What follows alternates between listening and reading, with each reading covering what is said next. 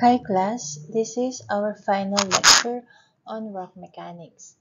So module 7 to 9, Rock Mechanics, Strength of Rocks. This is from the book Rock Mechanics by Sivakugan, Shukla, and of course Sidas. So I divided it into 4 subtopics.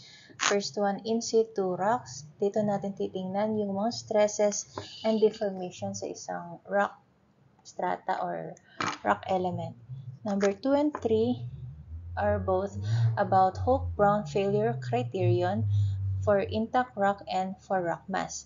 Itong Hope-Brown failure criterion is yung parang Morse circle para sa soil. So for rocks, itong Hope-Brown failure criterion ang ginagamit. Then next and last is yung foundations on rock. This is how we design kapag rocks yung paglalagyan ng foundation ng structure natin. So let's first differentiate soils and rocks.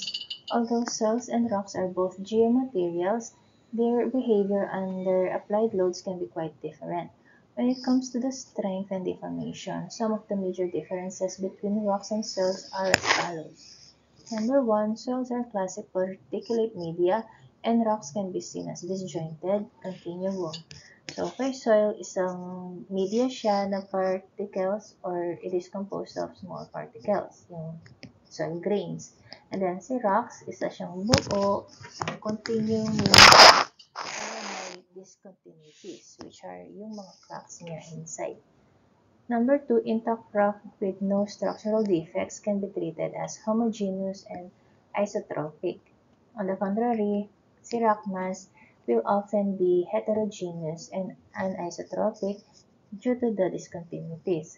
And then for soil, we generally treat them as homogeneous and isotropic kagaya kay intact rock. Ibig sabihin, isang galawan lang sila. Number 3, while the intact rock can show significant tensile strength, si rock mass will have little or no tensile strength because again, sa discontinuities niya. So, for soils, we never truly rely sa tensile strength niya. However, in good quality rocks with no discontinuities, it is possible to have some amount of tensile strength. Number 4, intact rocks can have very low porosity with no free water present. Therefore, permeability is syempre low kapag intact rock. And then for rock mass, because of the discontinuities, meron siyang permeability. And this is called secondary permeability. The presence of water in the discontinuities can lead to hyperwater pressure and hence reduces effective stress and shear strength along those discontinuities. And then number 5, the strength of intact rock increases with the confining pressure, but not linearly, and it does not follow the Mohr-Coulomb failure criterion very well. The failure stresses are better related by Hope-Brown failure criterion, where the failure envelope is parabolic. So this is yung example ng Morse circle, and this type of failure criterion is not suited or hindi nag-fit yung behavior ng mga rocks. Kaya meron tayong Hope-Brown failure criterion wherein parabolic yung failure envelope. Next, the overburden stresses within a rock mass are computed the same way as soils. The unit weight of rocks can be assumed as 27 kN per cubic meter in computing the overburden stresses. This value is more than what we normally see in compacted soils or concrete. So, this 27 daw is a unit weight that we can assume for rock. So, this is a conservative number. But you can see that this number, kahit conservative, mas malaki pa din naman siya sa mga compacted soils or concrete. So, mas mataas pa rin ang unit weight ng rocks. So, in situ measurements worldwide at various depths up to 2,500 meters show clearly that the vertical normal stress varies linearly with depth as shown dito sa figure natin. So the average in situ vertical overburden can be estimated at any depth as using this formula. So dito sa figure, makikita daw ang linear na relationship ng depth dun sa vertical normal stress. So habang lumalalim ka, tumataas din linearly ang iyong vertical normal stress. And you can use this formula nga to compute for that stress, the overburden stress. So, soil and versus rocks, ulit tayo. In lightly and over-consolidated soils, the vertical normal stress is generally the major principal stress and the horizontal is the minor principal stress. Here, the coefficient of earth pressure at rest, so we call that K sub O, defined as the ratio ng horizontal to the vertical effective stress. So that is usually less than 1 for soil. Only in highly consolidated soils can K sub O be greater than 1. That means greater na kasi yung horizontal stress numerator over yung vertical stresses, which is your denominator, kapag over-consolidated ang soil. Doon nangyayari yun, yung tumataas yung horizontal, kaya more than 1 ang ratio mo. Pero kapag sa mga not very consolidated soil, less than 1 ka. Ibig sabihin, lesser ang horizontal stress. So, let's see yung behavior ng mga rocks. The situation is quite different in rocks. In addition to the in-situ stresses within the rock mass, stresses are also induced by tectonic activities, erosion, and other geological factors. So, because of these geological factors, our ratio K sub O nagiging greater than 1 siya kasi the horizontal stresses are greater than the vertical stresses. So, our K sub O is more than 1 and can be as high as 3 pa. So, mataas. So, sa shallow depths daw yun. Kung saan, nandun yung mga engineering works natin. So, with such wide variability, horizontal stress should never be estimated. The value of K sub O gets smaller with increasing depths. So, K sub O, nagiging small habang lumalalim ka. So, let's further discuss K sub O. The variations of K sub O values derived from in-situ measurements worldwide are plotted against depth dito sa table na to or figure na to. So, the two dashed line, this one and then this one, are the lower and upper bounds of K sub O at any depth. So, meron siyang formula dito para ma-approximate mo ang K sub O mo. Lower limit, upper limit. So, dito sa figure na to, makikita yung sinabi kanina na at shallow depths, as you can see dito sa depth 0 hanggang 500 deep, 500 meter deep, matataas ang mga K sub O natin. It reached even 5 na K sub O. Ibig sabihin, mataas ang horizontal stress dito kumpara sa vertical. And then, as you go down, so sa depth na 1,500 below the ground, so makikita natin na ang K sub O is halos nasa 1.5 na lang ang pinakamataas niya. So, lumiliit nga ang ang horizontal stress habang lumalalim. Kaya ang K sub O mo is lumiliit din. So, in this formula, this is a modified formula nung dalawa kasi in-account yung modulus na EH na to dito sa formula. So, let's analyze yung stress and strain or yung stress and strain, or yung stress and your deformation. The simplest analysis of a rock mass is often carried out assuming that it behaves as a linear isotropic elastic material following Hooke's law, which states that the strain is proportional to the stress. So sabi nga natin kanina nung dinifferentiate natin ng soil and then si rock mass, nakita natin doon na si intact rock and yung soil are both isotropic and homogeneous materials. Nung kay rock mass, kabaliktaran, heterogeneous and anisotropic siya. So, isotropic, it means it follows yung Hooke's law natin, wherein proportional si stress and strain. Kaya meron tayong modulus of elasticity. Kasi linear ang relationship nila. As long as nasa elastic range ka. So the interrelationships between the 6 stress components and the 6 strain components of an isotropic linear elastic material can be written as eto. So, meron kang stresses, sigma x, y, z, so tatlo, and then meron kang shear stresses sa plane xy, plane yz, and plane zx. And then of course, kung may stresses ka, partner ng stress is strain. So meron kang strain sa x, strain sa y, strain sa z, at kapag may shear ka, ito pala yung stress, shear stress. So kung may shear stress ka, meron kang shear strain, which is this one,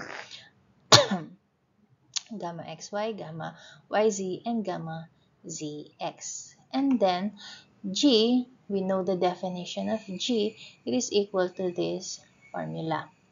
In relation kay E, or your elastic modulus, and then V, which is Poisson's ratio. So these are ratio, they are constant, depende sa ano ang material mo. So this several equations you can simplify into matrix form. It can be expressed in terms of the deformations or expressed in terms of the stresses. So let's now derive yung stress and strain relationship for rock mass. So to analyze that, we will idealize or assume that the rock mass or yung rock natin is a linear isotropic elastic material, and that means magpa-follow siya sa Hooke's law. So that means naman Hooke's law states that yung strain is proportional kay stress. So ano yung formula doon is your strain is proportional to stress dahil meron kang modulus of rigidity. Hanggat nasa elastic limit ka, so proportional ka. So we can say na stress is equal to strain times yung modulus of rigidity. So next dyan, by generalized Hooke's law naman, kapag triaxial ka, so triaxial element, may x, y, z plane ka or axis, y, x, and z. So sabi dito, kapag meron kang axial applied load sa isang axis, so sa x, so that is sigma x. So kapag may axial ka dyan, may normal force, may normal stress ka dyan, magkakaroon ka ng normal strain sa axis na yan. So that is equal to, using this formula, your stress x is equal to E. Ba't ko mga ganon? And then strain x. So your strain sa x is equal to stress x over E. And then by generalized Hooke's law, sabi niya, kung may normal strain ka, dahil sa normal stress mo sa axis na x, magkakaroon din ng strain dun sa other axis, that is y and z axis. And you can define that by using yung Poisson's ratio ng material mo. So, what are the other axes? It is y and z. Y and z, so yung strain nila are equal. Sabi sa generalized Hooke's law, di ba? And they are equal to negative Poisson's ratio times, nasan ako? Stress dun sa axis na yun over E. So, ito yung mga strain sa y and z dahil sa stress x. So, what if meron ka ding stress sa y, and so that is your stress y. So, magkakaroon ka ng strain along y-axis. So, y. So, your strain sa y is equal to your stress sa y mo. But by generalized Hooke's law, magkakaroon ka din ng strain sa other axis, which are yung x and z, and they are equal, and they are defined by using Poisson's ratio na negative Poisson's ratio times yung stress sa y-axis over E. And then what if may stress na naman sa z, so that's your stress z equal to E stress strain sa z.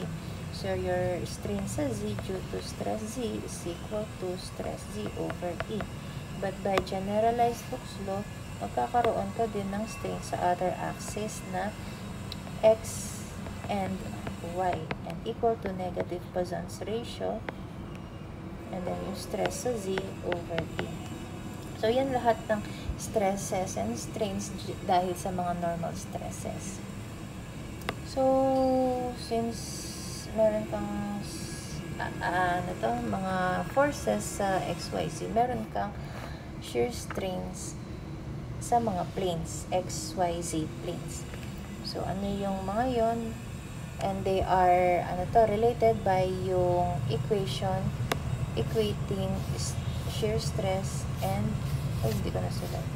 Relating shear stress and shear strain. Ano nga rule yan? Hindi pala ako mag-discuss. So, the equation relating shear stress and shear strain is Hooke's law pa din, pero modulus of rigidity. So, G and then your strain, gamma. So, planar ang shear stress. So, stress sa XY is equal to G stress sa XY. Strain sa XY. So, let's, isolate natin si gamma XY. So, it is tau XY over G. And then G is, ano nga ba si G natin? Hindi ko pala nasulat sa taas. It is E over 2 times 1 over V. V is the Poisson's ratio. Okay, so let's simplify this one in terms of G. Tau is this one. Okay, so let's further simplify. This is 2, 1 plus V tau xy over E. Okay? And then, let's get yung other stresses. Plane stresses. YZ is equal to G, YZ. So, isolate natin si gamma YZ. So, that is equal to, same lang naman yan. Kaya, we can follow this pattern. 2, 1 plus V shear stress YZ na tayo all over E. And then, for plane ZX, ito naman equation natin, ZX. So, our shear strain sa ZX is equal to 2, 1 plus V tau X ZX all over E. Now, ito yung formulas natin for the 6 strains caused by the 6 stresses. So, i-matrix form natin sila. Pakita lang natin paano nagawa yung nasa book. Kasi, using matrix algebra, imbes na simultaneous equations ka, anim yan. So, matrabaho. By matrix algebra, mas madali lang siya using operations sa matrix. Masasolve mo siyang minsanan. So, let's have a function ng mga strain in terms of the stresses. So, ibig sabihin, to the right side or left side are the strain. So, strain tayo sa normal strain sa x, normal strain sa y, normal strain sa z, and then we have shear strain xy, shear strain yz, and then shear strain sa zx. So, these strains are equal to, gawan mo ng matrix, a matrix in terms of the stresses. So, x is to x. So, dito yung stress x, stress y. So, kumbaga, kung x dito, x din sa kabila. Stress z, shear xy, shear yz, and shear z, x. So, as you can see, naka-factor out lang yung stresses. So, yung nasa loob ng matrix are terms in terms of E and Poisson's ratio dapat. Okay? So, for this one, this x, y, z, xy, yz, and zx.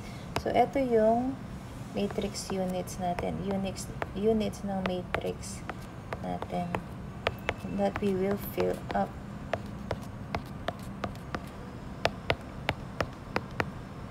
Medyo pangit ang spacing ko. Anyway, so let's fill up. Siyempre, yung ilalagay natin dito, manggagaling lang sa mga values na nakuha natin sa kabila. So, what is ano ang strain sa x? Ba't binara ko?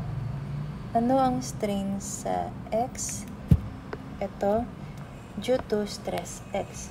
So, ito yun. Strain x due to stress x, ilalagay dito. Kasi, dito is to dito. Okay? So, ano siya? It is strain sa x is equal to this one. So, that is stress x over E. Stress x is naka-factor out. So, 1 over E na lang ang ilalagay dito. Let me take out pala yung lines.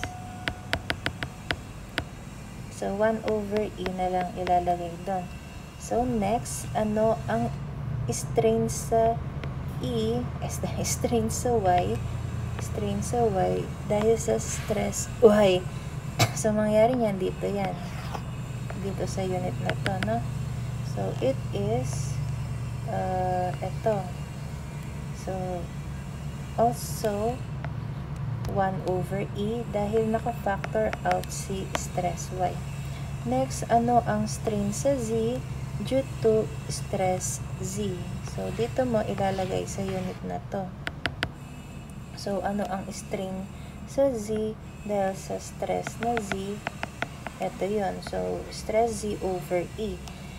So, naka-factor out si stress Z. So, 1 over E na lang din ang ilalagay mo dito. So, okay na yung tatlo. Ngayon, merong strain sa Y. Strain sa Y dahil sa stress X.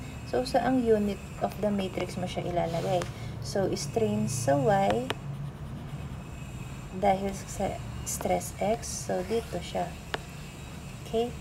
Ilagay natin siya doon.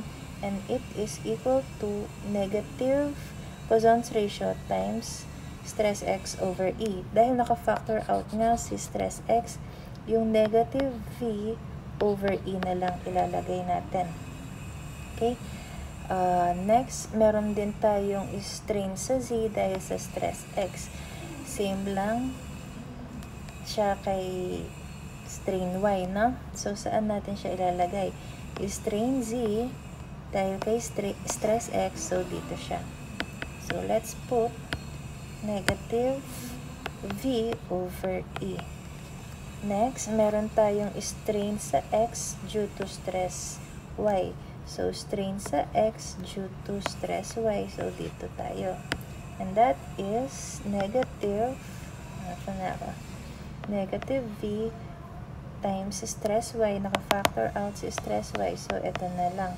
Next, meron tayong strain Z dahil sa stress Y. So, that is strain sa Z dahil, so Z dahil sa stress Y. So, dito siya. And that is equal to, yun pa din, negative V stress Y naka-factor out over E. Next, ito naman, may strain X due to stress Z. So, sa X due to stress Z, so dito siya. So, it is negative Poisson's ratio. Naka-factor out si stress Z. So, nandito na siya. So, over E na lang ilalagay ko. And then, the same kay strain sa Y dahil kay stress na Z. So, doon si negative V over E. Hindi na sinulat si stress Z dahil naka-factor out. So, nagamit na natin na input na natin lahat ng mga normal stresses and strains.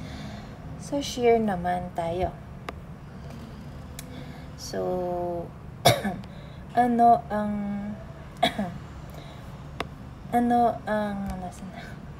ang shear strain XY due to shear stress XY. So, ito yan. Since naka-factor out si shear stress XY, yung 2 times 1 plus V over E na lang. So, saang element siya or matrix unit? Dito siya.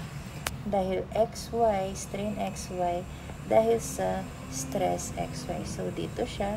And it is 2 times 1 plus V over E. Dahil naka-factor out na si stress XY. Next, strain sa XZ, STYZ, eto yun, strain sa YZ due to shear stress YZ, so dito siya, and it is equal to 1 plus V over E, and naka-factor out na stress YZ, kaya nandun na siya. Lastly, strain sa ZX, ito yun. Dahil sa shear stress na ito, so dito siya. And that is equal to, ito na lang, dahil naka-factor out na to, nandito na siya. So, isusunod na lang dito is ito. So, nagamit na natin lahat. So, ibig sabihin, other elements ng matrix are all 0. 0, 0, 0, 0, 0, 0, 0, 0, 0, 0 na sila. So, this leads the same na tayo dun sa matrix ng nasa book. Isa-simplify mo na lang. Ang nasa book kasi, finactor out niya din si E.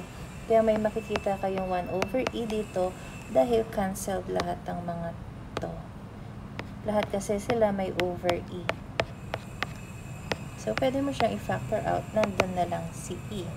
So, equal na tayo dun sa nasa book. Pwede mong baliktarin na yung nasa left side ay yung mga stresses, nasa right side are yung mga strains. So, papalitan nyo lang naman. Babaliktarin nyo lang. But same method. So, this one is your formula for volumetric strain, wherein isasum up mo lang yung strain sa X, strain sa Y, and strain sa Z. This is strain na normal strain. Okay? And then, where case the bulk modulus given by equation 3.6 in chapter 3, ito yon. So, nabanggit kanina yung mga modulus of elasticity and Poisson's ratio. So, this table gives you yung value ng E and Poisson's ratio ng different types of materials natin, mga rocks. And then, given din yung compressive strength nila and yung ratio ng elasticity and compressive strength nila. So, let's see ano ang elastic modulus ng sandstone. So, 19.3, mababa. And then, Poisson's ratio na 0.38. And then, limestone, 63.7, and Poisson's ratio na 0.29. Plain strain loading. So, in civil engineering, when the structure is long in one direction, kunwari, retaining wall.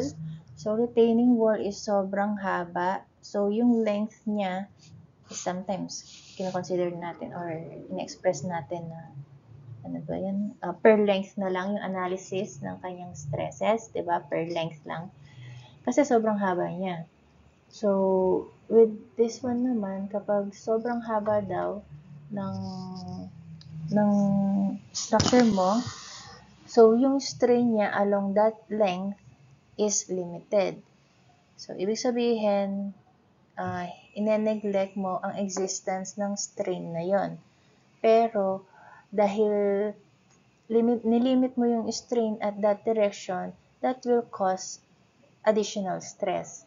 So, imbes na mag-strain siya, magiging stress yung mangyayari.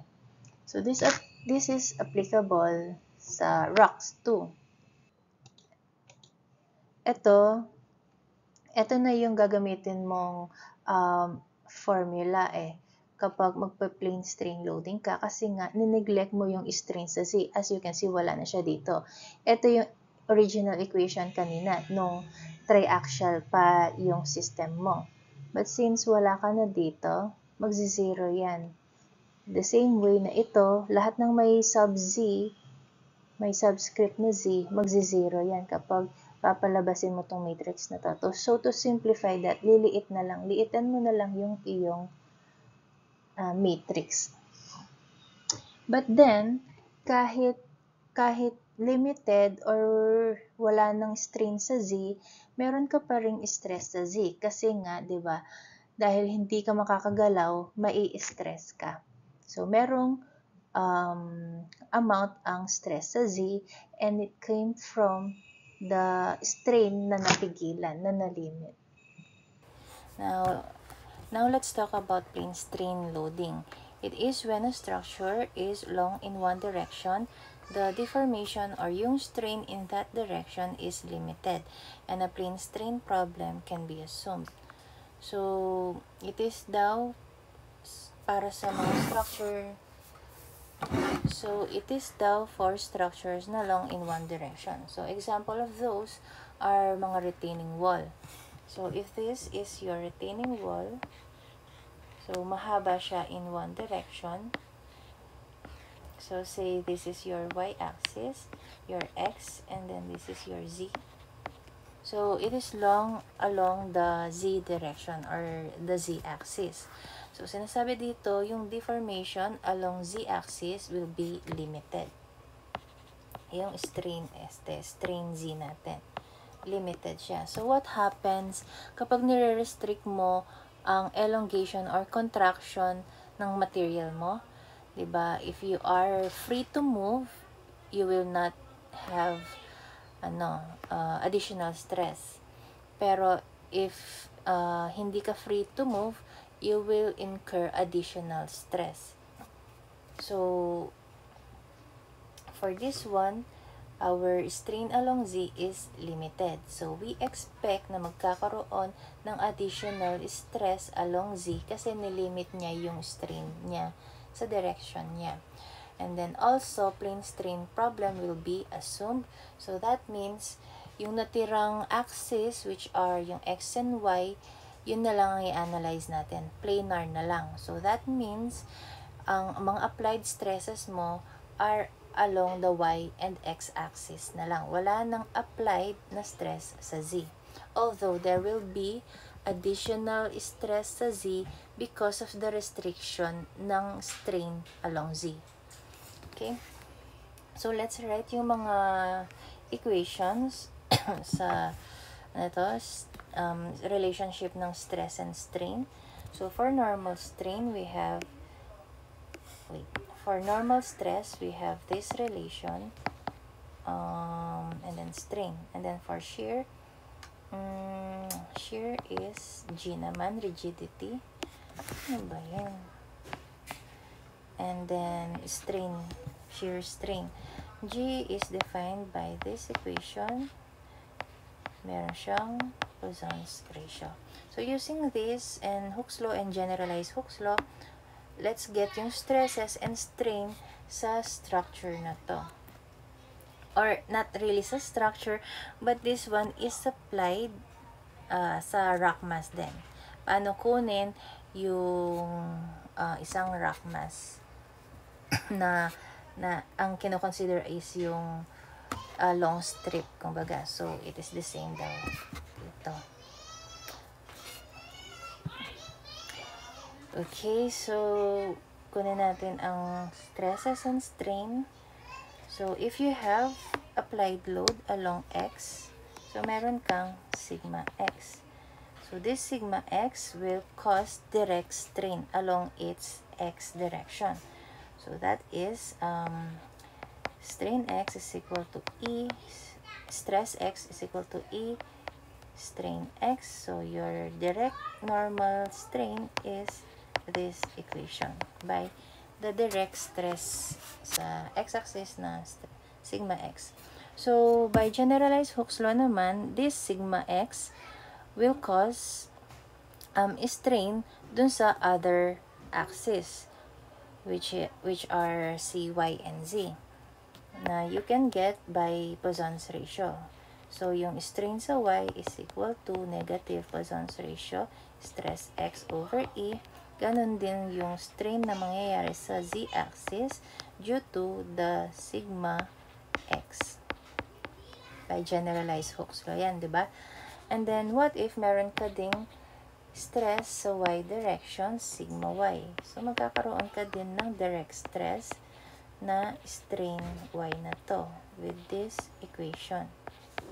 So, due to sigma Y, magkakaroon ka din ng strain sa other direction. Kung nasa Y ka na, yung the other direction are sa Z and sa X. So, ito yung mga additional strain pa. So, negative V due to stress YE. And then, the same din ito. Now, what if meron kang stress sa Z? But, meron ka bang stress sa Z? Sabi nga natin, we're assuming na planar na analysis, sa X and Y lang ang applied stresses natin, gaya ng sabi natin kanina. So, our applied stress sa Z-axis is 0. Pero, remember, we are restricting movement or deformation sa Z-axis. So, itong dalawang to, we will equate to 0. Because we're restricting nga, diba? So, anong sabi natin pag ni-restrict ang deformation? Magkakaroon ka ng additional stress. Imbes na mag-deform siya, mag-i-stress yung direction na yun, diba? So, magkakaroon siya ng stress sa Z due to this stress sigma X. So, let's call this sigma Z number 1 muna. Dahil sa sigma X muna siya. So, this is equal to the deformation na ayaw nating mangyari. But these are not directly equal, diba? Kasi deformation to. Oh, nakalimutan ko si V. And then V dito. Deformation, yan. You need C modulus of elasticity. Now, they're equal. So, magka-cancel C modulus of elasticity. So, this one will be negative Poisson's ratio and stress X. So, this is your stress number 1 sa Z. And then, meron kang another stress sa Z due to this naman. Kaya number 2. So, this is negative Poisson's ratio stress Y over E. So, they are not directly equal. Kailangan may E dyan. So, cancel. This is negative stress y. So, these are your stress along z. So, since you're dealing it as a stress na, you don't need itong direction na alisin. Let's remove na the sign.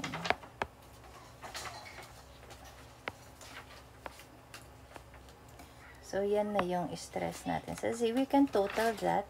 So, stress z total will be v x plus stress y.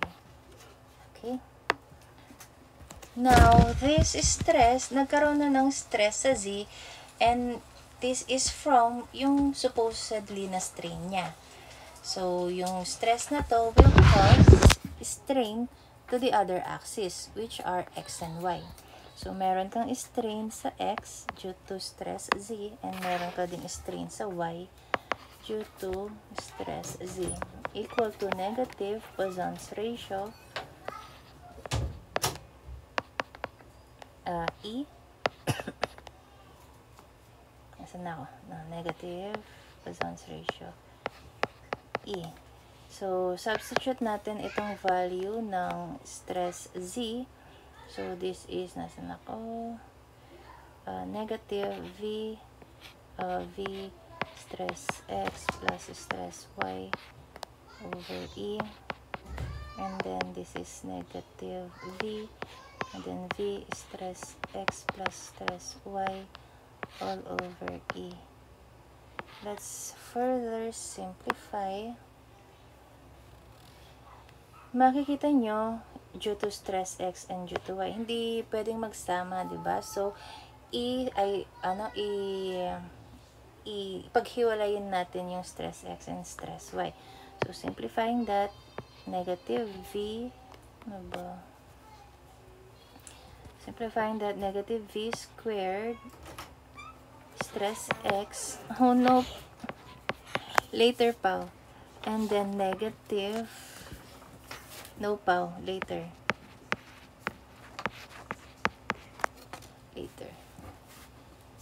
and then for this one, stress x over E, then paghiwalayin stress y over E. Okay, hindi to minus, later pa, minus to. Okay?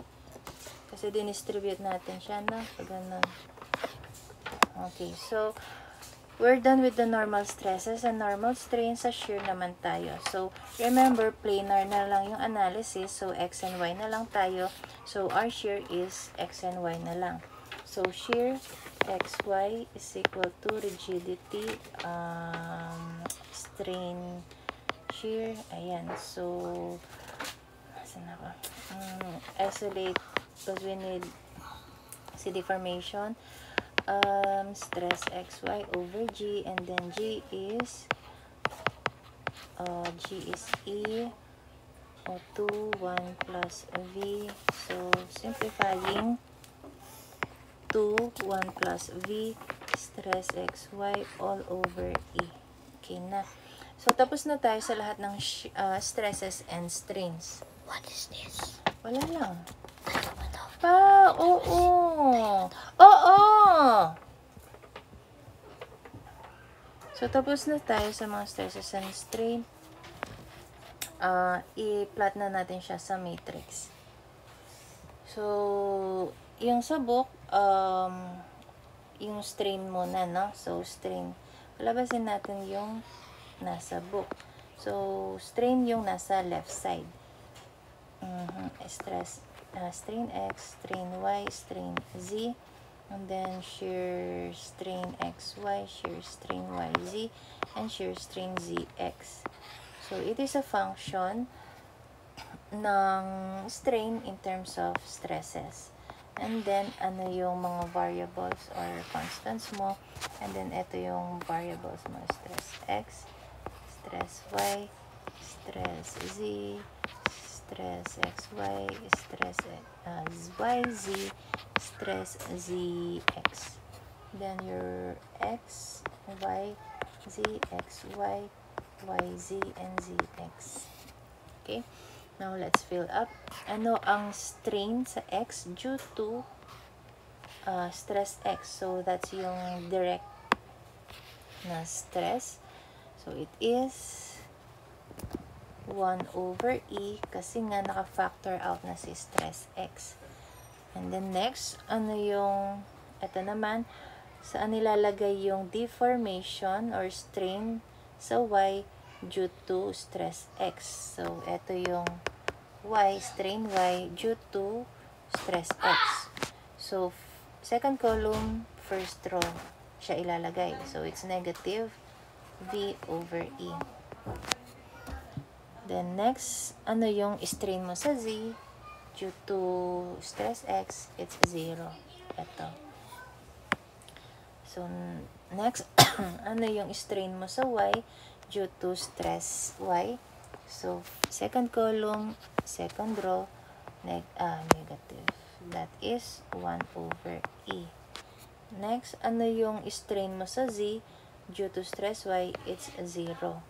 So, strain sa Z, third column, due to strain Y.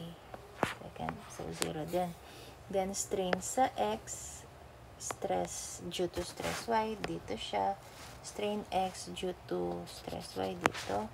First column, second row, so this is negative V over E. Okay, nasa Z na tayo. Stress Z. Ito yun eh. Ito, di ba?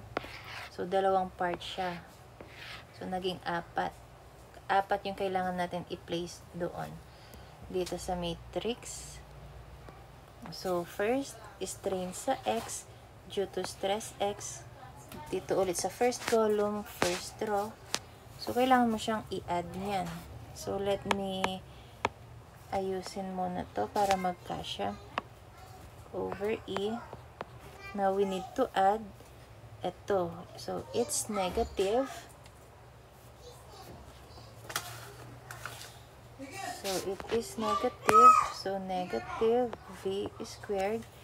Naka-factor out. Nasaan ako? Naka-factor out si stress X. Gaya kanina lang. Pag naka-factor out, huwag na natin siyang ilagay sa matrix. Okay, next, ito naman, strain sa X due to stress Y. Strain sa X due to stress Y. So, first column, second row.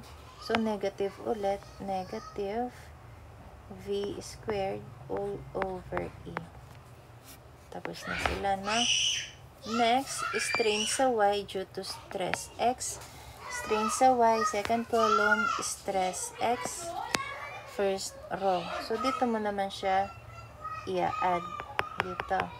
So, it is negative V squared, negative 2 over E. Naka-factor out si X. Nandito. No need to write. Last na lang. Strain sa Y. So, second column. And then, due to stress Y, second row. So, dito siya i-add. Let me ayos muna to. 1 over E para magkasya. 1 over E. So, i-add natin to. Negative siya. And then, V squared over E.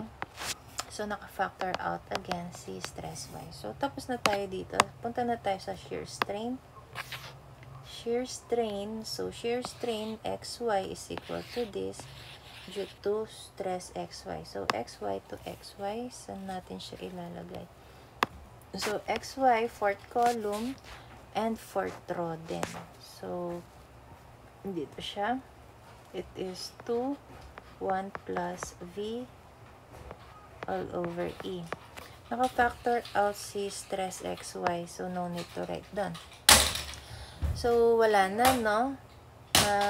Makikita nyo naman, since planar yung assumption natin, so, wala ka ng stress, wala kang applied stress na shear sa ito and ZX.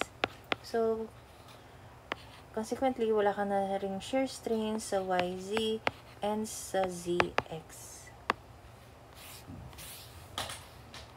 So, 0 na etong mga to. Itong buong to, ay,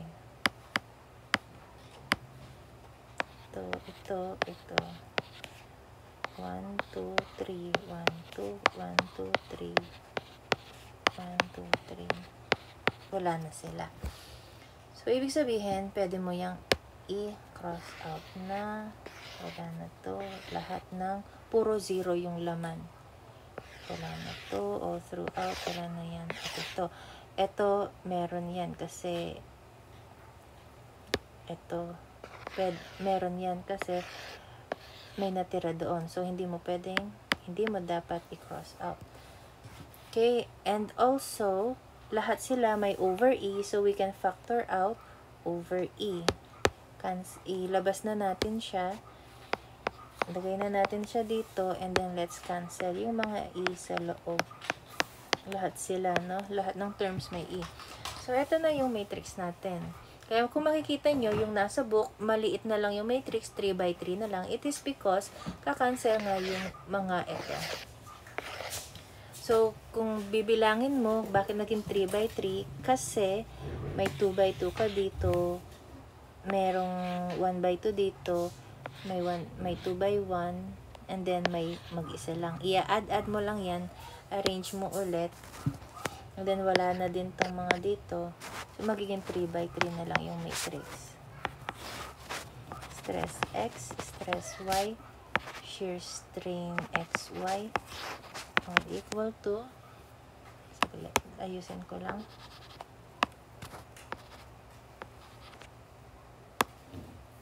Then, let's ayusin na din. I-simplify yung mga terms sa loob. So, for the first unit ng matrix, magiging 1 minus V squared na lang. Then, the next, let's factor out the negative sign and isang V. So, magiging 1 minus V.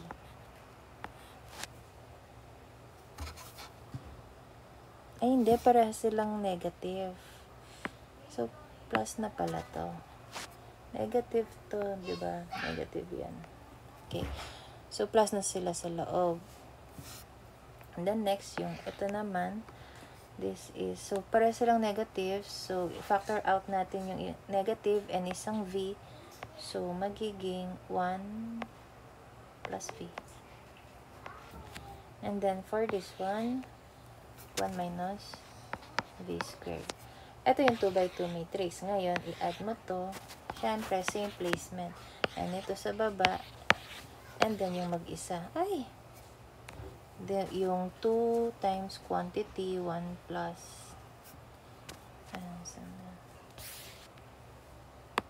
So, yung 2 quantity. 2 times quantity. Ito na yung matrix na pinaliit. So, cancel itong mga to. So, stress X, stress Y, and shear strain XY. Ito na yung 3 by 3 matrix na nasa libro. So, na-derive natin siya. So, this plane stress loading is similar kay plane strain loading. Pero, ang sinasabi dito, ang kino-consider na stresses na lang is from 2 axis na lang. Kaya, it's planar na lang. Planar na lang yung stress. 2 dimension na lang yung significant stresses mo. Yung isang stress mo on the other dimension or axis is very insignificant. So, you're just analyzing a plane. So, madali na lang to, no?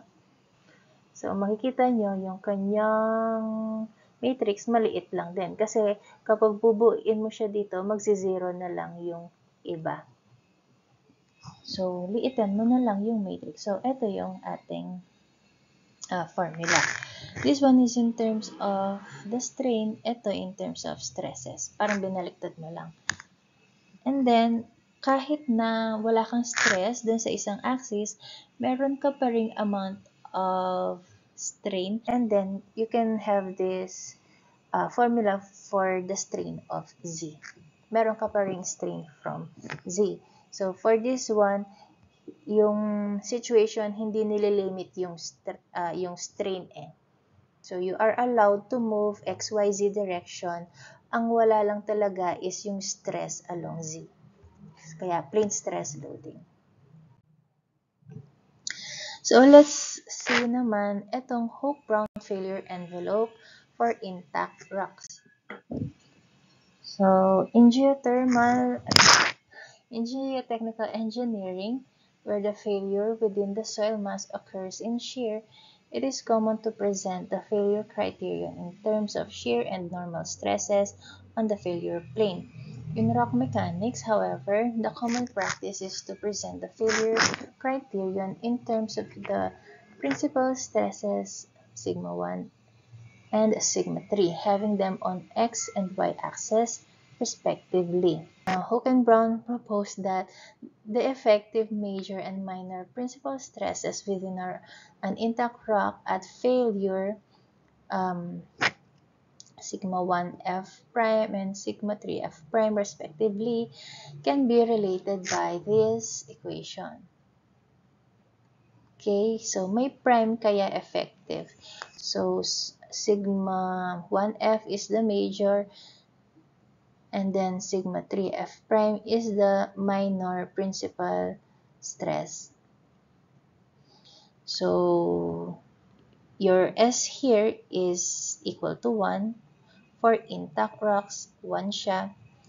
And then this sigma C I is the uniaxial compressive strength of the rock. And M sub I, ito siya, is the Hoek-Brown parameter for the intact rock. It is simply a petrographic constant that is analogous to friction angle, both of which can be determined, itong dalawa can be determined from a series of triaxial tests. So, ito, derive lang siya dito. Na-simplify siya into this equation kasi sinubstitute lang yung S na 1 dito. And then, simplifying wherein ito in-square nila, blah, blah, blah, nag-arrive ka dito. So, this equation 1 and this is equation 2, gagamitin natin siya later. So, ang mga subscript nila, as you can see, are in I because it talks about intact rock. So, I just put this one para lang recollection sa Morse circle for soils ito. So, makikita natin, circular nga ang Morse circle. Mamaya makikita nyo sa Hoek-Brown na graph, it is parabolic. Okay, this is yung plotting ng triaxial test data. And then, dun mo makikita itong quantity na to and this one. And makukuha mo yung M at C sigma CI, yung uniaxial compressive strength. And this one is yung sinasabing coefficient na analogous kay friction angle. The strength increases with the increasing MI. Kasi nga, it's similar to friction angle. Friction angle is good, kaya it helps kapag lumalaki siya, lumalaki din ang strength mo. So, as you can see, parabolic ang ating graph dito sa mga rock test natin. So, the intercepts of sigma 1 axis, ito yung sigma 1 axis, may intercept siya, ito yung point na yon. This is the uniaxial compression. And then sa axis ng sigma 3, may intercept siya sa x or sa sigma 3 axis. This is your uniaxial tension. So this one in compression, intercept, and ito yung intercept, which is your uniaxial tension. And as you can see, it is negative. No? Nasa negative side na siya.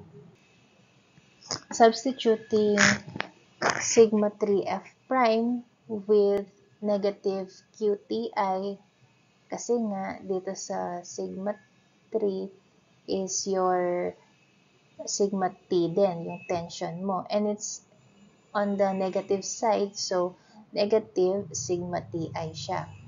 So you have this relationship, and another one is this one, wherein yung sigma 1F mo is equal to 0. So, isa-substitute mo itong dalawa dun sa first equation, which is this one. So, ito yung 0. Ito magiging sigma Ti. So, evaluating ito with the substituted values, mag-a-arrive ka dito. Okay? And then, in the end, mag-a-arrive ka naman dito. So, sigma Ci over sigma Ti can be taken as Mi. Kaya ito, makikita nyo, this is Mi na din daw. So, multiplied by Mi, kaya meron kang M squared dito. Okay, and then, by having Mi squared dito, i-simplify mo lang siya, mag-a-arrive ka algebraically dito. So, this is our equation 3. So, these are yung values of Mi for rocks. So next, Hope-Brown-Ferrier criterion for rock mass. So this one is medyo simple lang. So for rock mass, using yung general equation, yung equation 1 kanina, but this time, M na to kasi it's an M specific for rock masses. And then as you can see, yung sigma Ci, you will use the same dun sa intact rock, kaya naka-I sila. Okay? So let's read. The Hope-Brown-Ferrier criterion has evolved over the years into a more generalized Hope-Brown criterion that can also be applied to the rock mass as well as intact rocks. For the jointed rock mass, the previous general equation, this one, is modified, where M is the M parameter for rock mass, sometimes denoted na MB in some literature.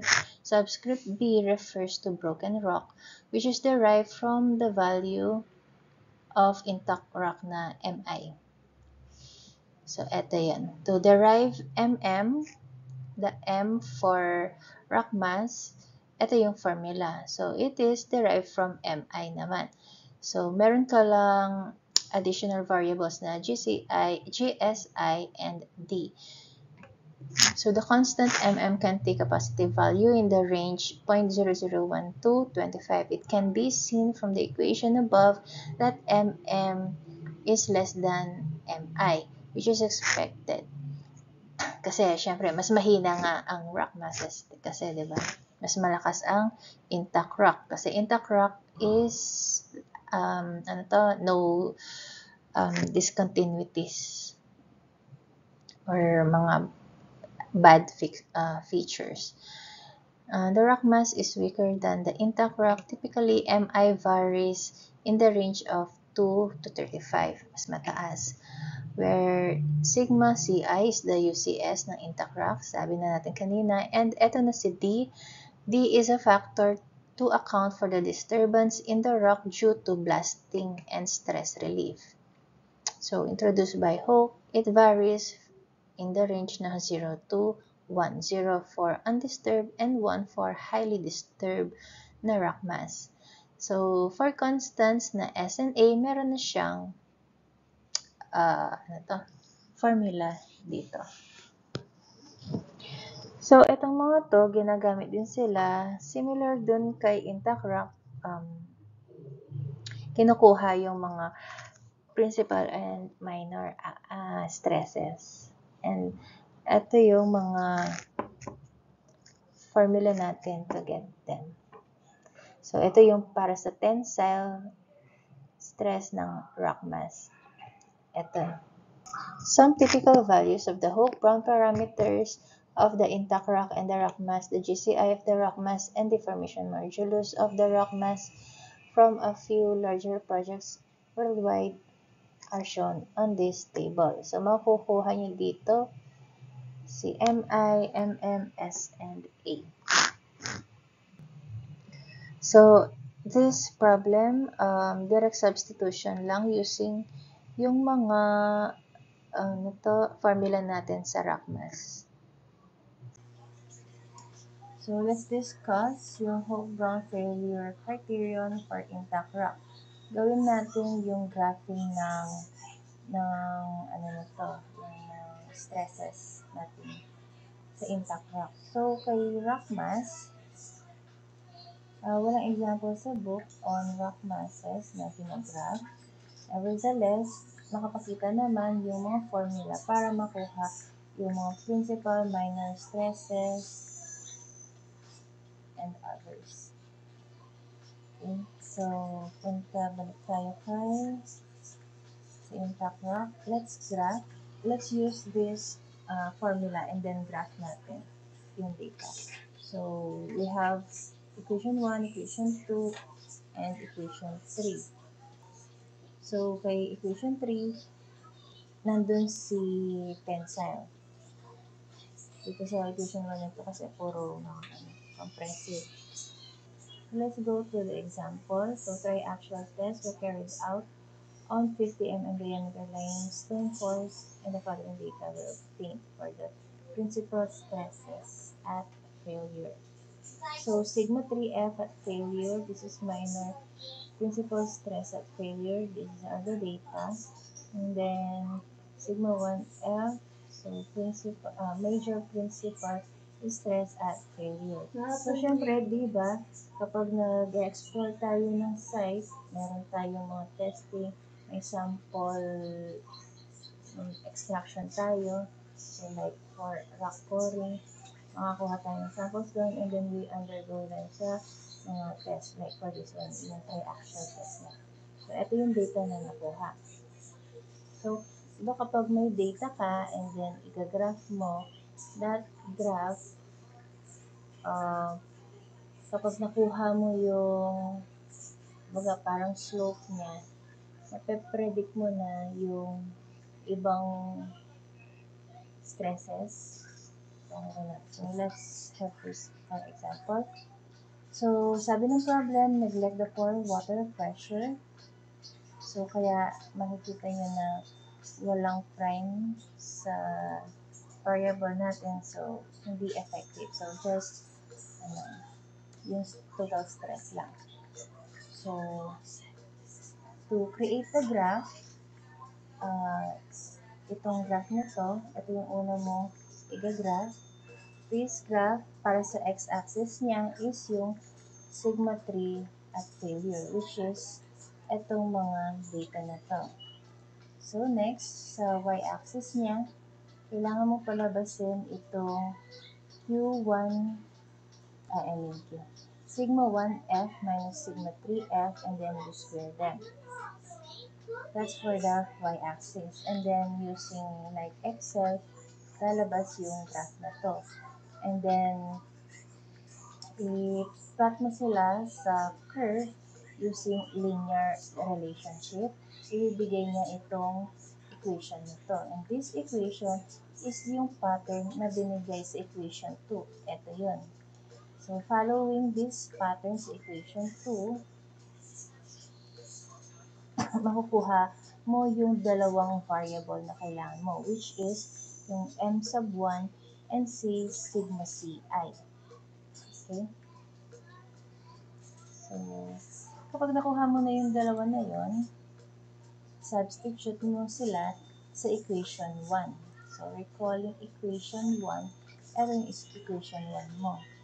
Meron ka ng Q sub Ci and then Mi, S is 1. Meron ka to, and then you have sigma 3F prime, or for our example, it's just the total stresses, so walang prime. So, given yan dun sa table, sa data. So, pag sinubstitute mo, inakuha mo na Mi and sigma Ci sa first equation,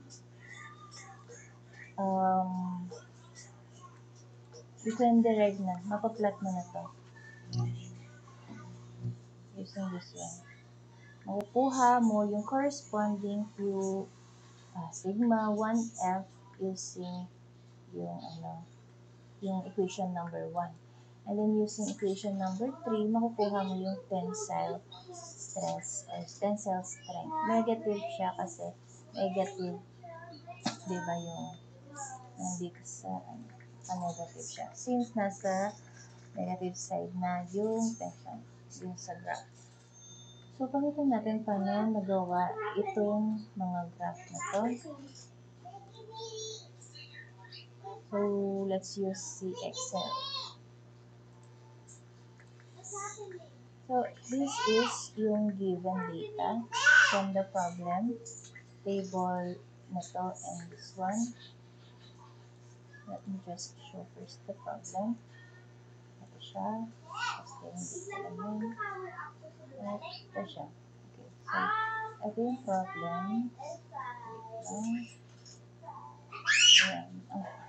Huwag kayo maingay. So, this is our problem. And then, yung data, pinlat natin. This is sigma. Let me write sigma 3. And then, second column is sigma 1. So, major and then minor stresses. Yeah? So, to plot the first graph, your x-axis shall be si sigma 3. Ito. And then your y-axis for the graph is this one. Itong formula na to. Sigma 1 minus sigma 3 and then you square. That's why I have this formula sa Excel. Naka-power means i-raise to 2 niya itong term ko na to. And this term is yung sigma 1 minus sigma 3 ko. Okay, ay sorry. And then drag down mo lang yun para gawin ng formula for the rest of the data. And then, eto nga, eto ang x-axis mo, this is your y-axis. And then insert chart. And then this one. Ganun na gawa itong chart na to. This one.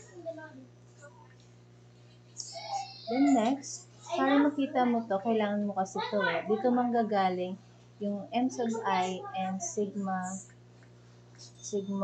ci. So, right-click this one, and then add trend line. Ayan, makikita nyo yung dash or dotted line, yun yung trend line. So, dapat linear, kasi linear isotropic yung material assumption natin sa kanya. Then, click this display equation. So, mag-a-appear na siya. So, the same siya dun sa book. Ito yung nasa book. So, the same yung nakuha natin. So, itong y, it corresponds to the quantity na naka-square, sigma 1 minus sigma 3. Yun yung buong y. Everything na nasa left side ng equation, yung y, which is this one. And then, yung x is sigma 3 failure. And then, yung 783 is yung, you follow this one. Tana. So, everything sa left side is yung y. And then, sigma 3f is your x na variable. And then, itong sigma sub ci squared is yung buong 7835. And then, yung remaining, yung MICI, that is yung buong 1070.x. So, using those data, masasolve natin CMI and sigma CI. Ito ang. So, this one is itong nakuha nyo dito. So, how do we get sigma CI? Diba, ang sigma CI squared is yung buong 735. So, square root mo lang yon. That is your QCI. It's 88.5. So, using that data, makukuha mo naman CMI. Because sabi nga natin, yung x variable dito is sigma 3f. So, yung natira na dalawang variable, that is MI and sigma CI. That is yung 1074. So, yung nakuha natin earlier na sigma CI, substitute mo dito, makukuha mo na si MI. So, now, nakuha mo na yung dalawa. Next, gamitin mo na si equation number 1. So, this time, using yung data dun sa test at yung MI and sigma CI, substitute natin silang lahat sa equation 1, mape-predict na natin or magkakaroon na tayo ng graph, Hoek-Brown criterion, yung graph niya. Mabubuo natin siya. Okay? So,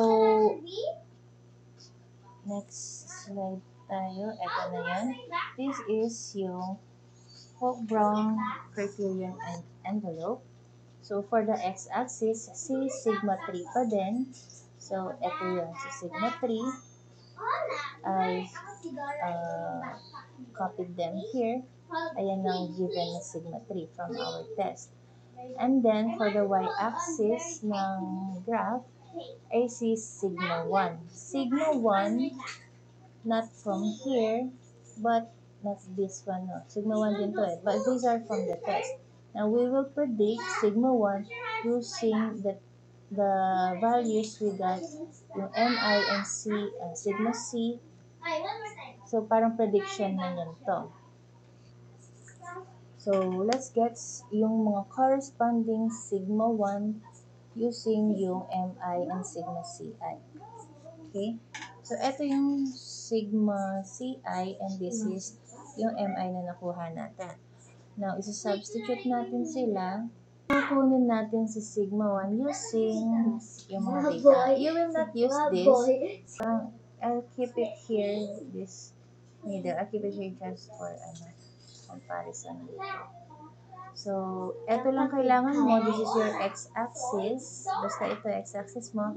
And then, for the y-axis, you get yung sigma 1 using the parameters na nakuha mo. So, you will just follow yung equation niya. So, program it on Excel. So, our first term is yung B27. This one, yung sa sigma 3. Yung x-axis mo. Because we're plotting na yung, diba, CQ1 based sa varying values ng sigma 3. Okay? So, first term is yung sigma 3 mo. So, eto siya. And then next, plus mo siya sa quantity na to. So, that's why I have this. Nakikita nyo may $B, $22. That is para constant itong cell na to. It will stay the same yung value kahit i-drag ko siya pababa. Kasi gagawin ko tong formula to, then later i-drag ko kasi, di ba? Programming sa Excel. Kapag gusto mong constant yung isang cell mo sa equation. Okay, so this is your constant na sigma CI multiplied by this quantity, wherein this quantity is naka-raise sa 0.5, kaya may power ako na exponent ay 0.5. And then inside the quantity is yung constant na MI nga multiplied by yung fraction na sigma 3 B27 over yung constant na sigma CI. Okay? Kaya naka-constant or may dollar sign siya to make it constant kahit i-drag down ko siya. And then, plus S and S is 1 na, diba? So, this is my formula. So, pag dinrag mo yan, applied yan to all the values na sigma 3. This one, diba?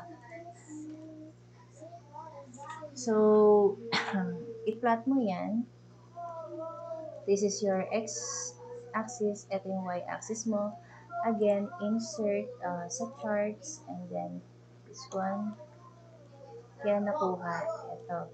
So, makikita mo, wala pa yung part dito kasi ang sigma 3 ko is started with 0. Yung left side of the graph, beyond 0 is wala kasi wala pa sa given ko. So that's why naglagay ako ng numbers dito, negative 5. I assume nag-negative 5 and negative 7 ako. So, pag dinrag mo yung formula upward, yan pa din yung makukuha. And then, let me add. Kapag kasi nag-negative, makikita nyo bakit ang haba ng decimal ko doon. Kasi kapag nag-negative 7.3 ako, dinrag up ko yung equation, naging negative 3 na siya. Which we don't need kasi hanggang dun sa 0, hanggang 0 lang tayo na y value.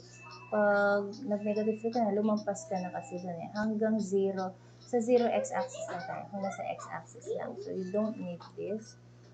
Hanggang dito lang tayo sa y na equal to almost 0. So, hindi ko na dinireg ano yung exact na sigma 3 kung saan mag-0 to. But supposedly, that should be the intercept mo dito sa x-axis. And that means yun yung tensile mo, di ba? Tensile strength. So, ayun. Approximately, it is negative 7.648 na lang siya. So, para mapakita yung negative side ng x-axis is ito.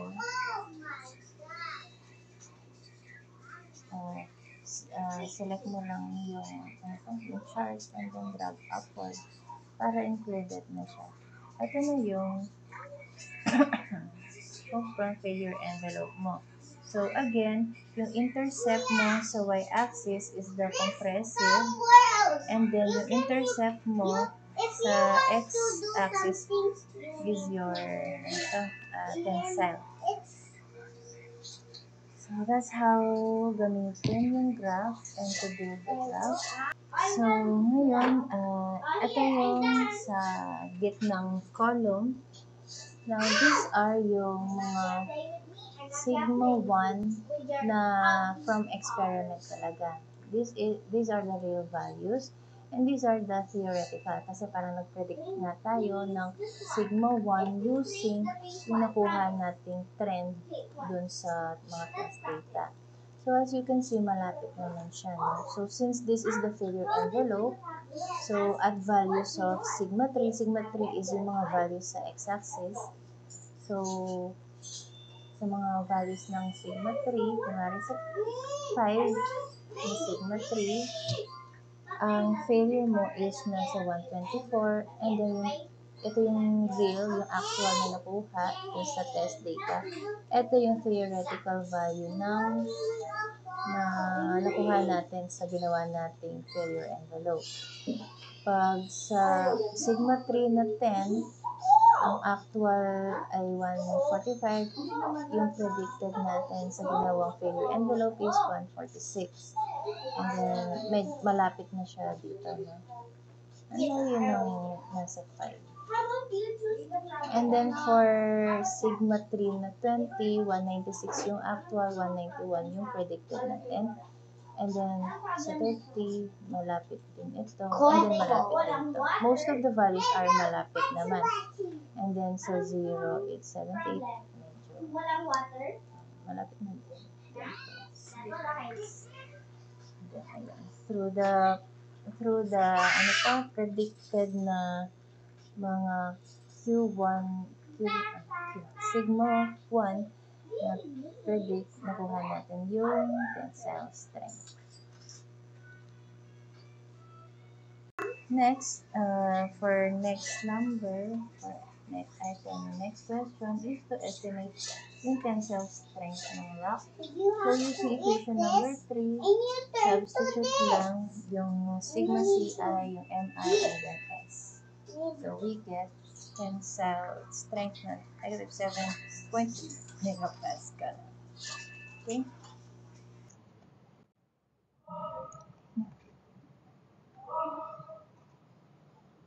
So, let's go to foundations on rocks.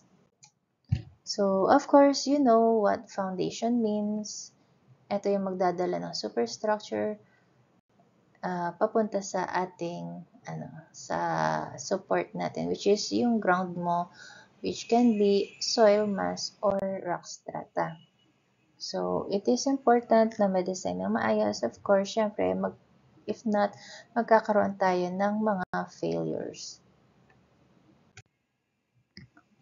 So, divided on foundation design on rocks into shallow foundation and deep foundation. Na-discuss ito ng reporters kanina. So, a shallow foundation is considered if its depth is generally less than or equal to its width. So, ibig sabihin, 1,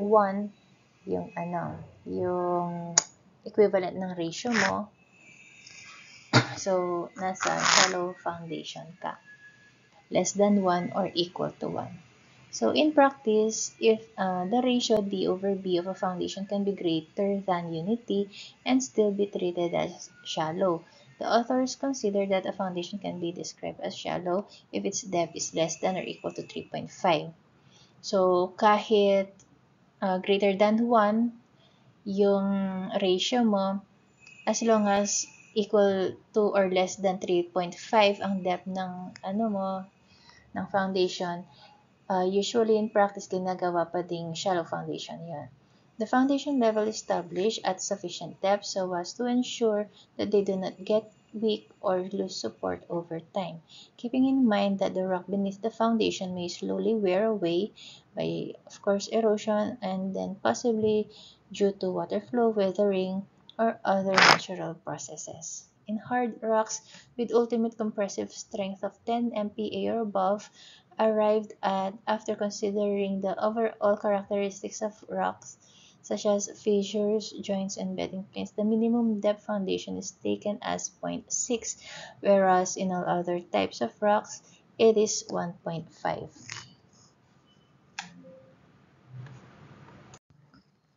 These are the load-bearing capacity terms na na-discuss kanina ng mga reporters. Next, we have the ultimate bearing capacity, QU. This is the load per unit area at the base level of foundation that causes shear failure to occur in the earth mass of the foundation. So, this is derived from Terzaghi's equation, yung capacity ng soil. Next, pag in-applyan mo ng factor of safety, yung QU, this is your QS, your safe bearing capacity. And then, safe bearing pressure, this is yung pressure galing sa structure mo or yung applied na pressure mo to the ground. So, that is QP and then na-applyan siya ng FS, ng factor of safety. So, since you are designing, pipili ka ano ang load dun sa safe bearing capacity na applyan ng FS, safe bearing capacity ng soil, check mo kung nami-meet niya yung applied loads using yung safe bearing capacity na applyan din siya ng FS. So, kung anong minimum sa kanila, syempre, yun yung pipiliin mo, yun ang tinatawag na allowable bearing pressure or your QA. And then, kapag ito, minusan mo ng pore water pressure, yun ang tinatawag na net allowable bearing pressure or Q&A. Ito yung ginagamit sa design for shallow foundation. So, itong mga nakikita nating tatlo na to, mga net din sila netong nasa left nila. Net ultimate bearing capacity na minusan yan ng pore pressure na ultimate bearing capacity. And this one, net safe bearing capacity, is yung na minusan ng pore water pressure na safe bearing capacity. And then this one, net safe bearing pressure, is yung na minusan ng pore pressure or water pressure na safe bearing pressure. So, kapag nagde-design ka, ang kailangan mo lang is, syempre, ito, diretso ka na dito. You don't need na this. Parang dagdag na lang yan. But pag nagde-design ka, syempre kukunin mo yung capacity mo and then if a factor of safety mo, i-compare mo dun sa applied loads mo na na-factoran din ng factor of safety. Kukunin mo yung minimum sa dalawa, that's your allowable bearing pressure, and then maminusan mo ng water pressure, that is your net allowable. Ito yung pande-design mo. Etong mga to, parang nuisance lang yan. Pero parang kapag minsan gusto lang makita ng engineer ang amount nila for your design, ito lang yun essentially kailangan. So usually the net allowable bearing pressure QNA to be used for design is restricted by the local building code. However, geology, rock type, and quality are significant parameters and are used together with the code. So together, kapag sa mining, together with the RMR, and then tunneling also, yung RMR, yung na-discuss nila Ganotise, ginagamit din yon together with the code. So, kasi nga, sabi nga natin, yung quality ng rock is very important sa rock design or when you use rock masses. So, RQD and RMR are used together with the Q&A na binibigay ng building code. So, sa NSCP, meron tayong mga soil and rock pressures na given doon na pwedeng gamitin kapag wala ka daw ginawang soil investigation or exploration. Okay, so with the exception of a few porous limestone and volcanic rocks and some shales, the strength of bedrock in situ is greater than the compressive strength of the foundation concrete. The common sandstones and limestones have modulus elasticity values from that of a poor concrete to high-strength concrete. Very hard igneous metamorphic rocks exhibit considerably greater modulus of elasticity values. So, sabi naman niya, most of the rocks natin are greater than the compressive strength ng mga concrete. So, these are the these are the rocks na lower ang capacity or ang compressive strength compared dun sa most of rocks. So, number 1, limestones with cavities, so mahina sila. Number 2, rocks with bedding planes, faults, they are also weaker. And then number 3, soft rocks that reduce their strength after wetting withered rocks, which are very treacherous, and shale, which may become clay or silt in a matter of hours of soaking. So ito, mabababa ang capacity na to. But other than this, malalakas naman yung mga other types of rocks. So, I added this table ng RQD and then rating increments for RQD, and this one is yung rock masses and rock mass rating, yung RMR, and their meaning sa mga classes of rock masses. Ito nga, di ba sabi natin, RQD and RMR are important parameters or factors, and we use them together with the code. So let's just read with a wide range of strength values for intact rock cores and so many different parameters to describe the discontinuities and the rock mass. There is certainly a need to have some classification systems for rocks too.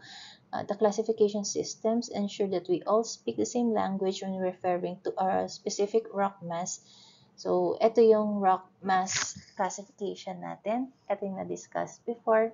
And then, the other two is Q system and yung GSI. Yung GSI, nabanggit to kanina sa pagkuha ng ano nga ba yun?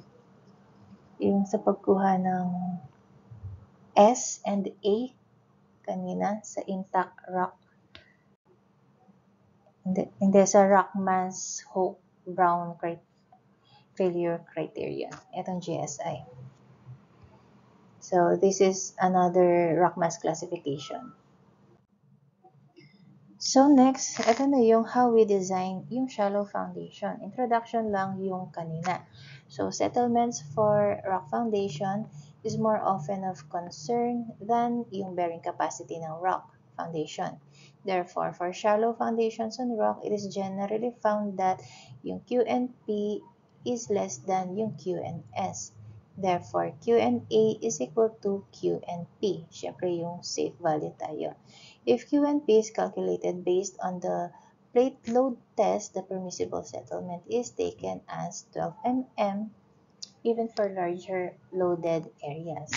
Pero kapag mabibigat na type of structures like mga silos or yung mga malalaking gate ng dam, so very solid sila, mabigat, pwede mong increasean ito. Siyempre, yung pag-increase dyan, may engineering discernment na kailangan. Kaya, syempre, yung mga experience and specialized dun sa yung nagde-decide ng. So, some attempts have been made to present the theoretical solution for bearing capacity naman tayo. Because of a wide variation of factors, it is rarely possible to present a generalized bearing capacity equation for foundations on rock. In a way, it is done on foundations on soil. Since mas homogeneous kasi si soil, syempre si rock mass nga is anisotropic and heterogeneous. Kapag nag-design tayo sa rock foundations, nagka-case 1, case 2 tayo. So, case 1, in the case of rigid structures such as RCs, silos, if the spacing of discontinuities in rock foundation is wide, within this range or very wide, yung QNP for preliminary design of shallow foundations on rock can be determined from the classification of rock mass as given dito. Ito yung net safe bearing pressure na kinukuha. Okay? So, yung QNP na to, ito yung kino-compare kay QN,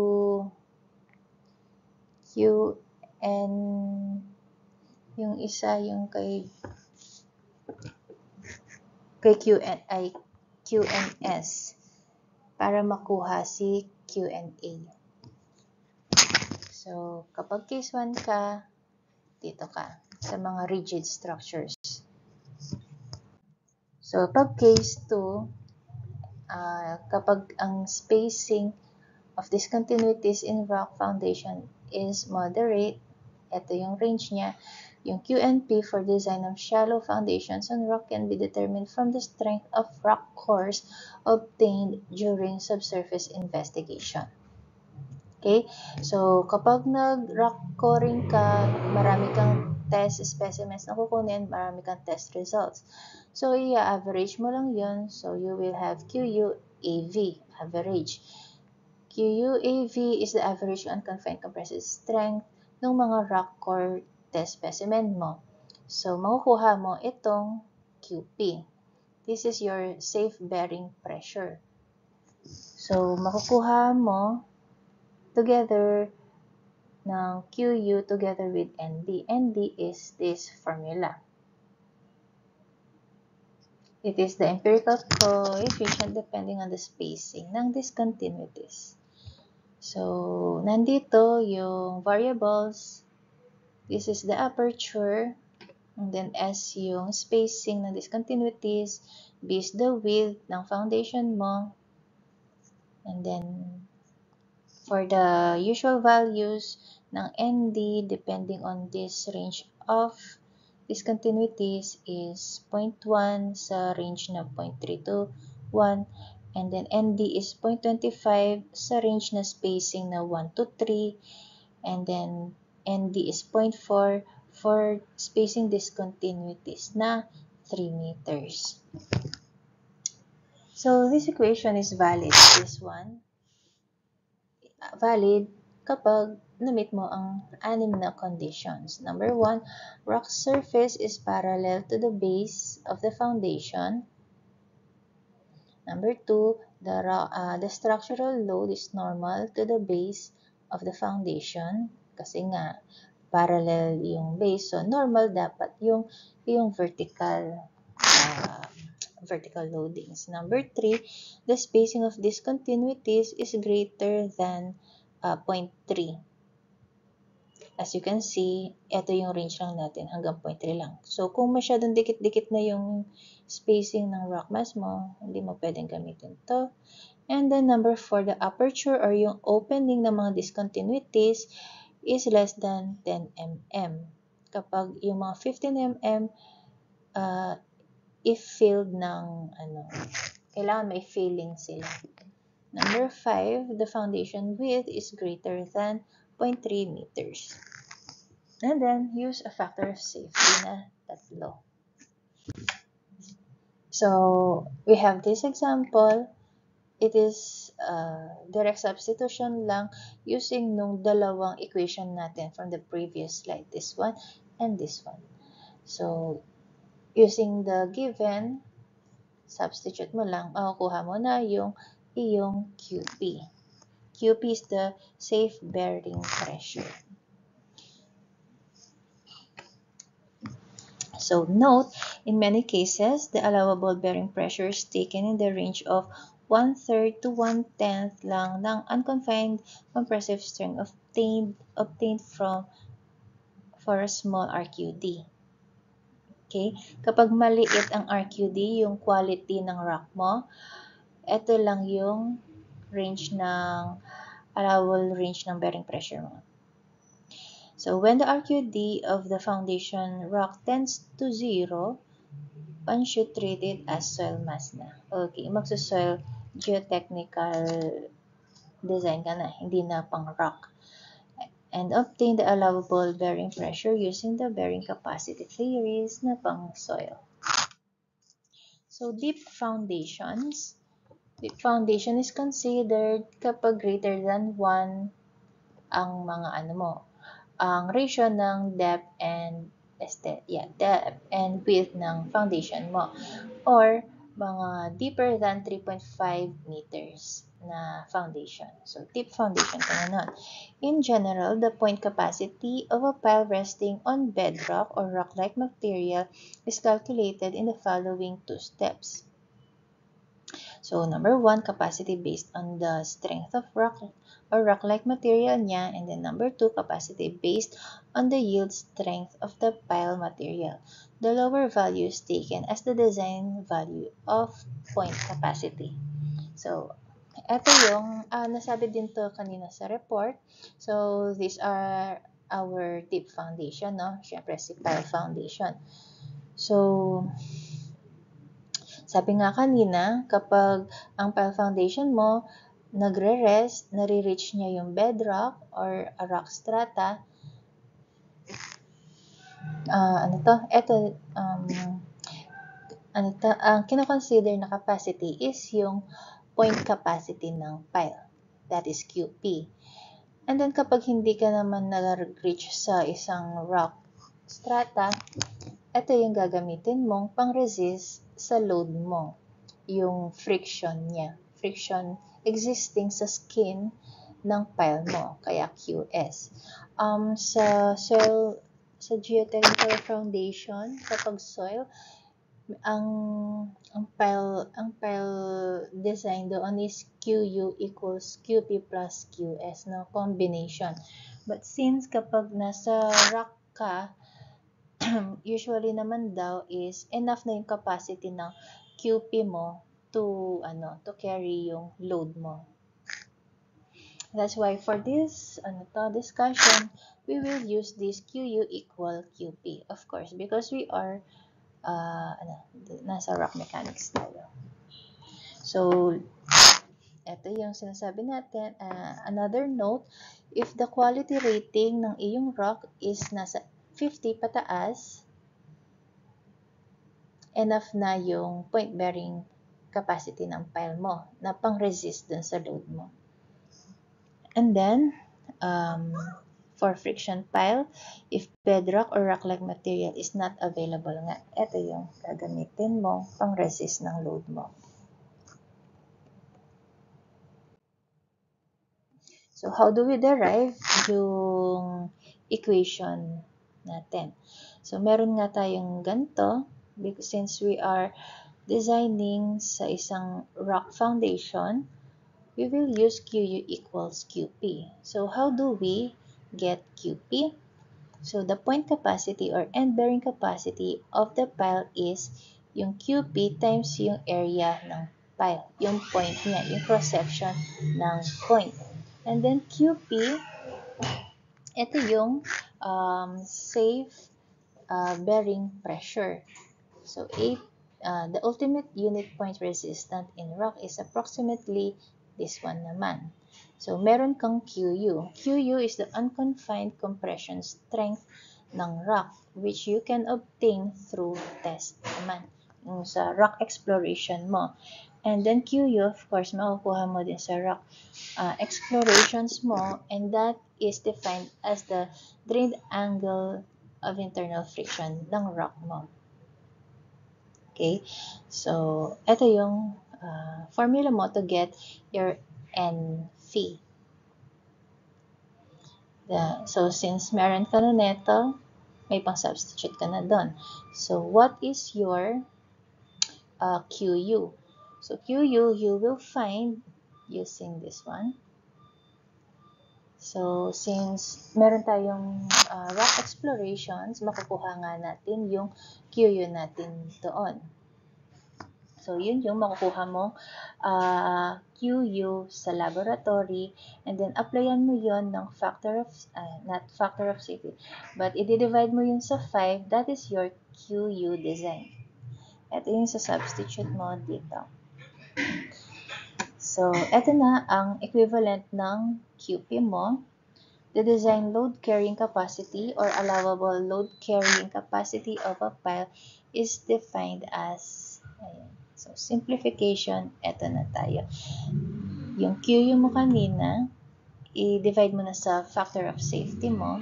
That is your allowable na.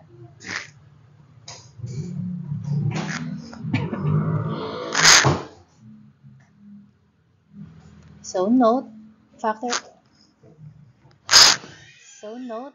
of safety depending on the uncertainties of estimations of QU. It is common to use factor of safety from 2.5 to 10. So, unlucky. The FS should be somewhat dependent on RQD. So, when you decide ano ang value ng FS mo or factor of safety, ayan, nandyan na si RQD. Kailangan mo siya. For example, an RQD of 80%, so mataas ito, would not require as high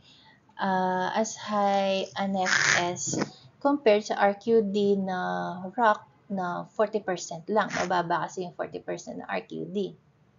So, ang mga common FS nga is 2.5 to 10.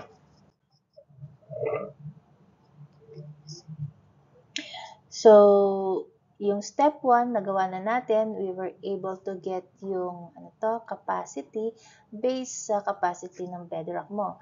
So, second part ng design is to get the capacity based on the yield strength ng pile material. Siyempre, kailangan sustain mo or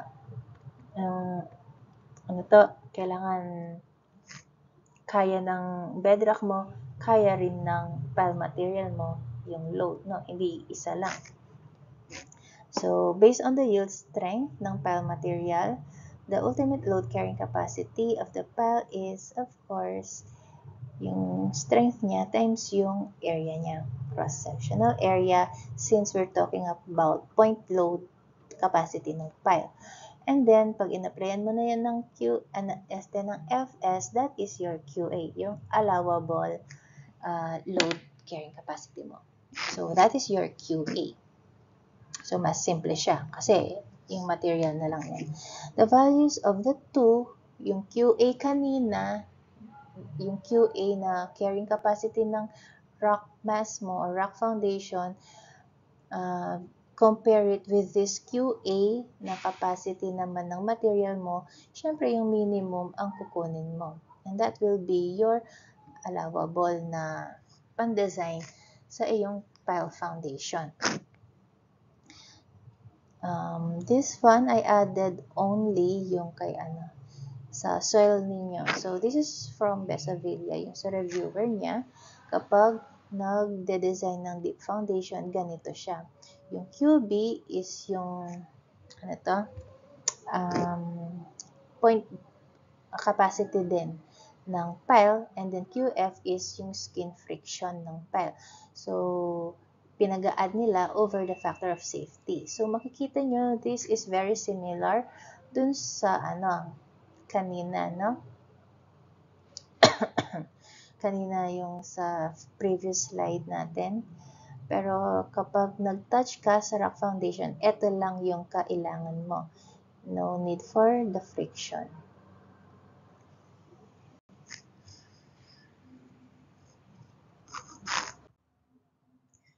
So, on this table, shown yung mga typical values of lab unconfined compressive strength and drain friction angles of some rocks. So, ito yung QU, and then ito yung friction angle ng rock mass. So, QU, ito yung unconfined compressive strength. Ito yung kailangan mong i-factor of safety to get yung QP mo.